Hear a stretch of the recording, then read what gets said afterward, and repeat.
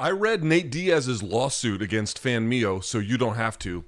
Let's talk about it. Yes, Nate Diaz, following his successful boxing match over Jorge Masvidal, is now suing the guy and the company that actually promoted the event. So here are the technical details. Nate Diaz is suing Solomon Angle, who is the president and owner of Fanmio. You might be asking, well, what is Fanmio?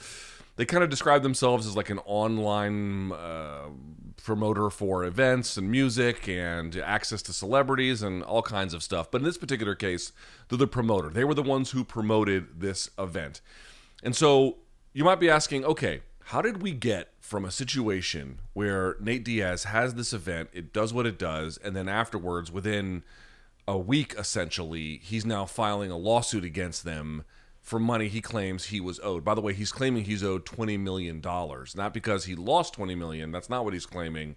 He's actually claiming he lost essentially $9 million. There were supposed to be $10 million, $1 million up front, $9 million paid after. He did get the $1 million already.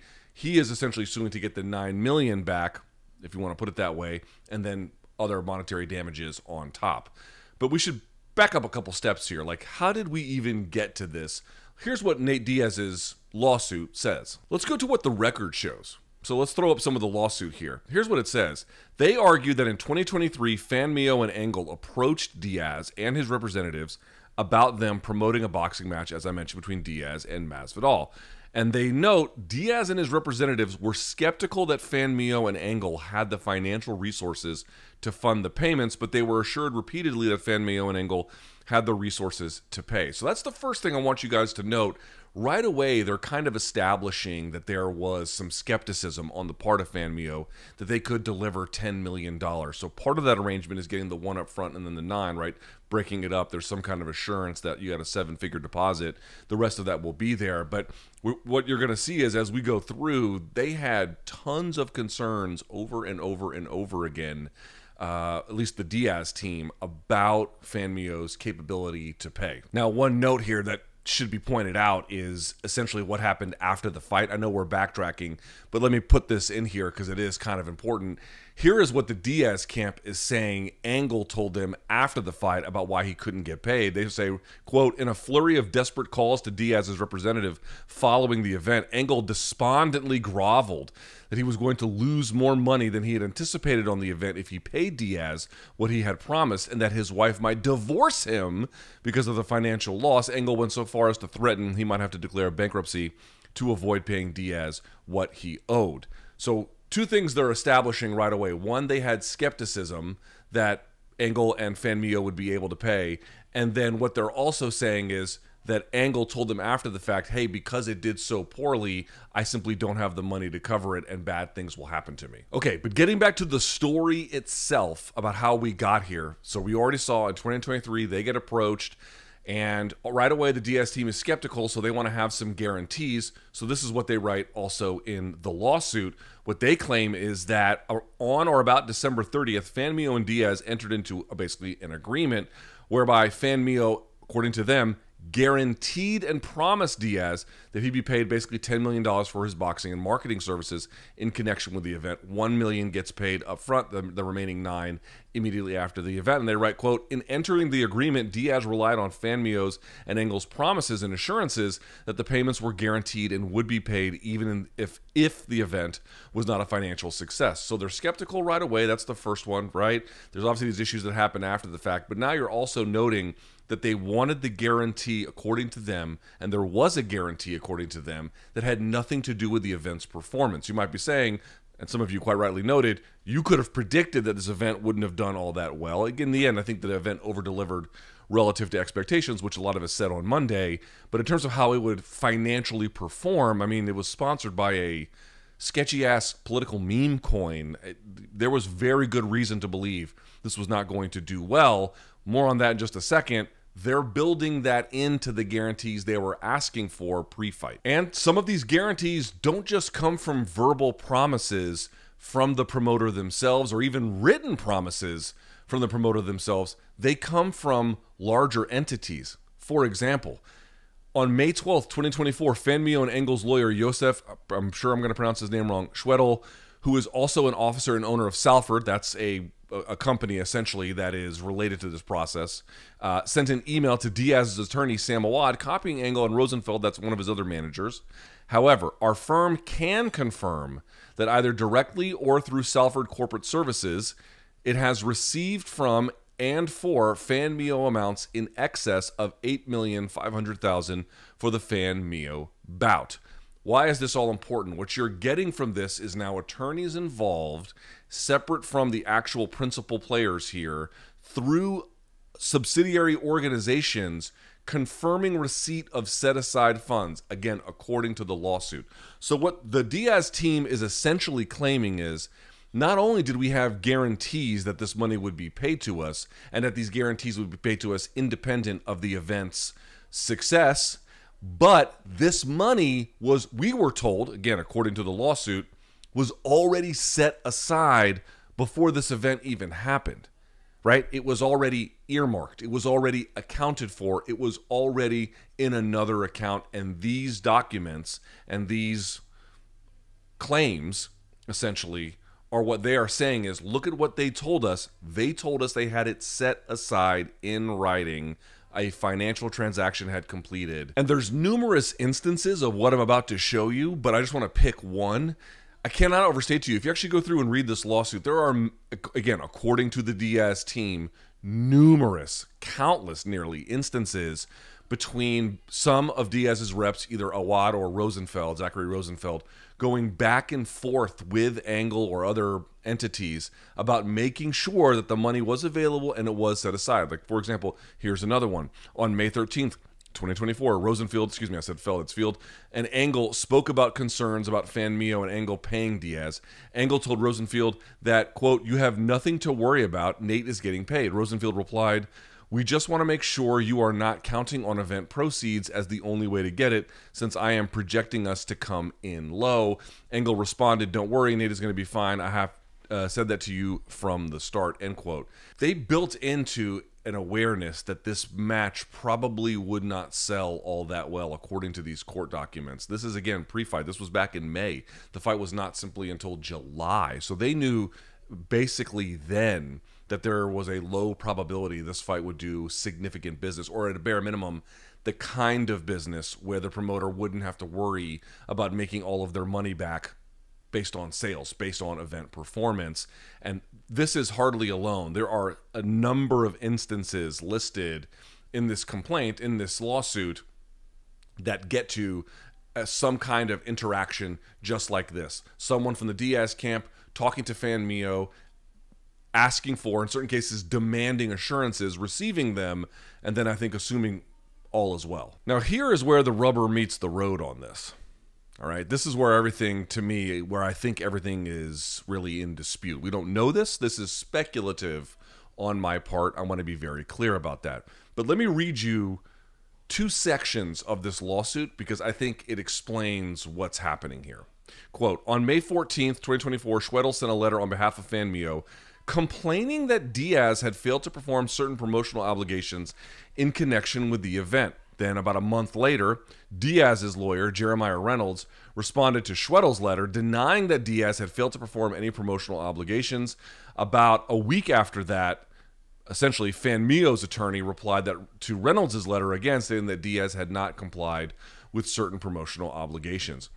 Then, on June 2024, this is the 23rd, the same day, Rosenfield called Angle to let him know that he thought serving a legal letter on a Sunday was a cheap, deliberate effort to create frustration within the Diaz camp, and the contents of the letter were ridiculous.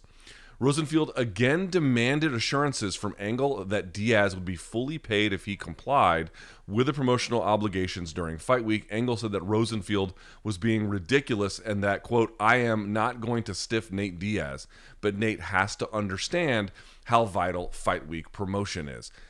I think this is the crux of the dispute. Now, it could be the case based on what Diaz's complaint alleges.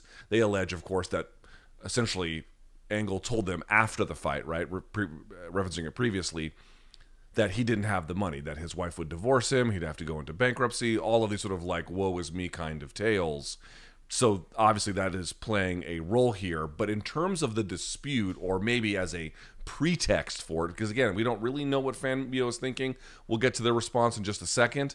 But based on what this says, it looks like there might be some kind of internal disagreement between the Diaz camp and Fanmio. Or, depending on your perspective, it could be the case that Fanmio is using this as a pretext to avoid paying for money they don't have.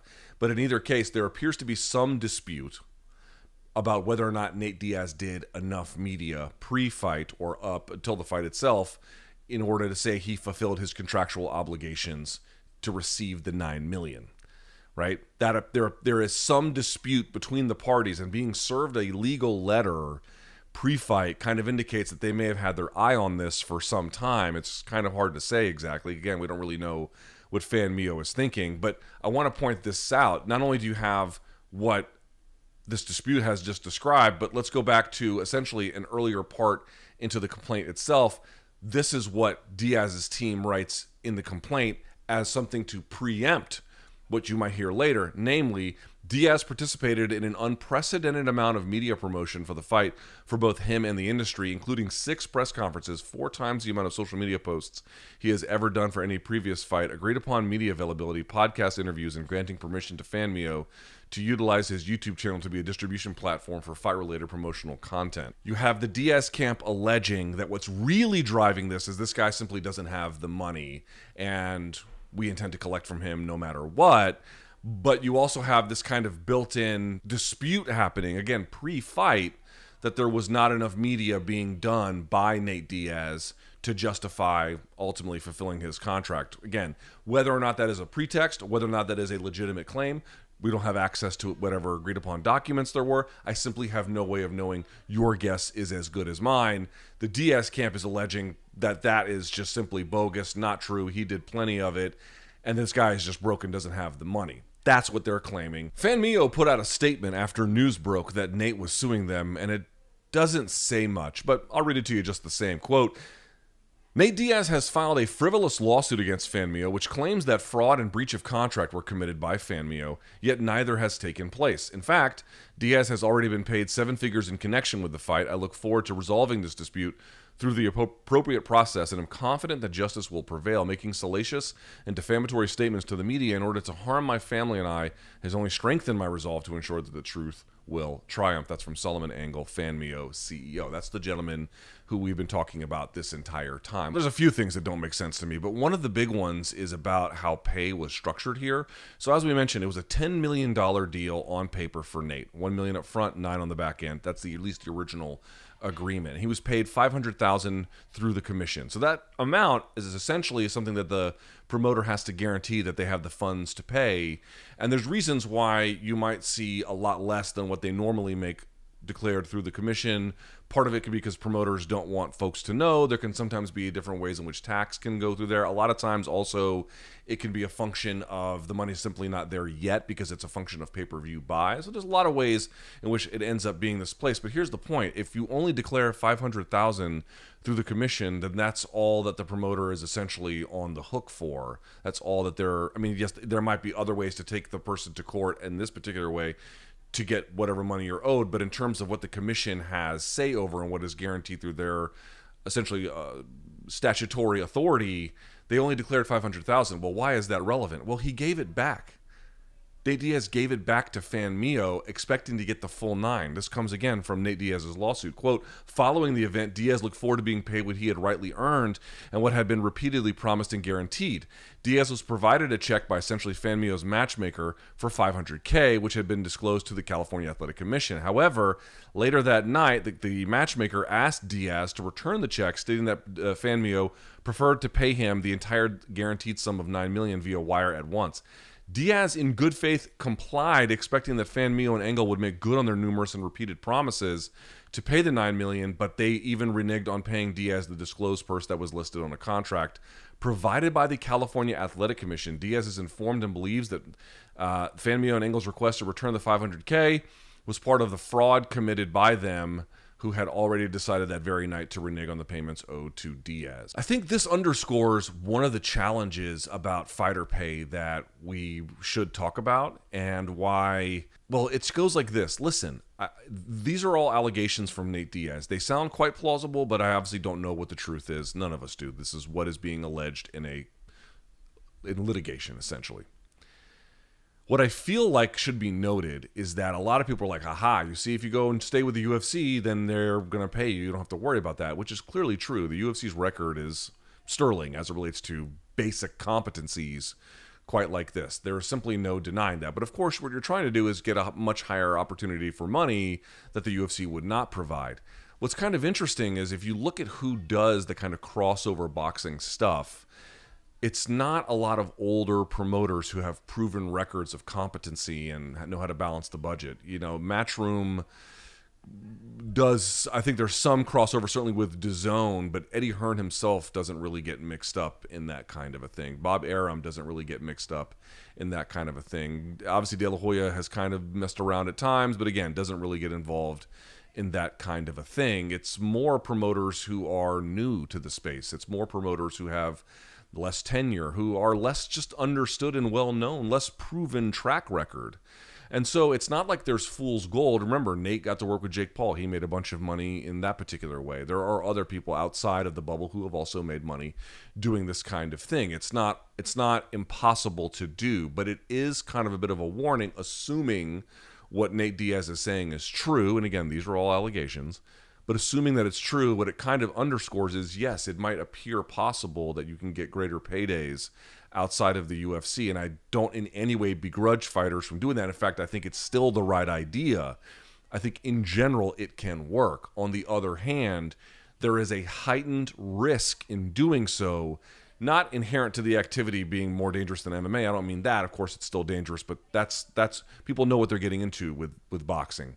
But you're entering into a space where their promoters are very much relative to the traditional model, fly by night, where their promoters don't have a proven track record, where their promoters, they're just inscrutable in certain ways, or hard to know what's coming or what's going. And that is part of the process here, at least part of the problem. It appears that there's friction involved here because one entity kind of had skepticism about the other entity and wanted some guarantees. And even then, it kind of seems like, at least as their lawsuit alleges, their skepticism was proven true. We'll see what the court decides. We'll see where this all goes. If, in fact, Nate Diaz was defrauded, then, I think people dunking on him seems a little strong to me. It's like, if you're the victim of a crime, then the blame should go to the other person and the scorn should go to the other person. Again, assuming that is true. We don't know yet. But I don't begrudge fighters from trying to maximize their worth with what little time that they have. What I do bemoan is that it appears the market in which to do that is a difficult one to get right in terms of proven trustworthiness and above-board conduct, allegedly. We'll see how this goes. Peace, y'all.